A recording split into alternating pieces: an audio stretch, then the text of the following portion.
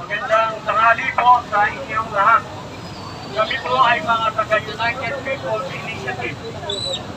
Kami po ay nagpunta dito sa kataas-taasang hukuman ng Pilipinas upang mag-usap. The Honorable Chief Justice and the Associate Justices of the Supreme Court of the Philippines.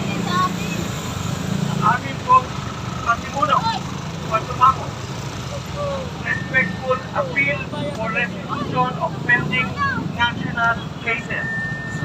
To the Honorable Justices of the Supreme Court, we respectfully write as concerned Filipino citizens who sincerely care about the welfare of our republic and the stability of our democratic institutions. At present, there are several pending cases before the Supreme Court that carry deep and far-reaching implications for our country. Matters involving national budget, the electoral system, constitutional processes, and other significant national concerns. Among these are, ito po yung mga pending na cases na pinapakiusap namin. Sana po ay matutunan maresolba sa lalong madaling panahon. Rodrigo Roa Duterte Ronald de la Rosa versus Honorable Lucas Bersamin. Case number GR number 278747. Anong oras started mo? Isidro Tom Bungap versus House of Representatives. Ito po yung tungkol sa 2025 General Appropriations Act. Case number 277975. Veronica Duterte versus Nicolas Torre III for kidnapping former President Rodrigo Roa Duterte. Case number GR number 278768.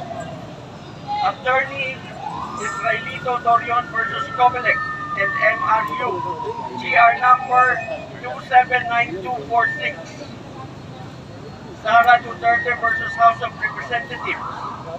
Yung alleged siyang impeachment po, case number GR 278353 at yung pong kaso na pinay ni General Eliseo Rio versus the Comelec and Smartmatic, GR number 263838.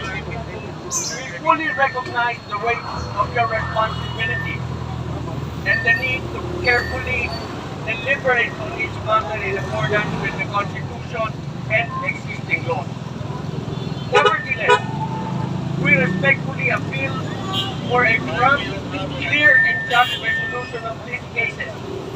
The trust of the people in our institutions rests upon transparency, accountability, and timely issuance of decisions.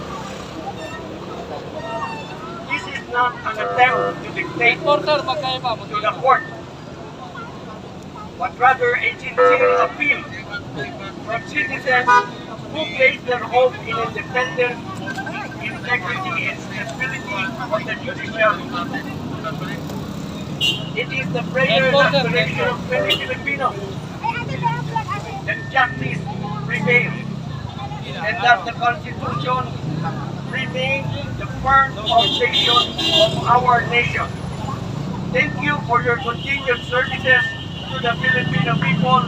Respectfully, Attorney Melchor Magdamo, UPI Legal Counsel. Maraming salamat po sa inyo. Ipapile po namin ito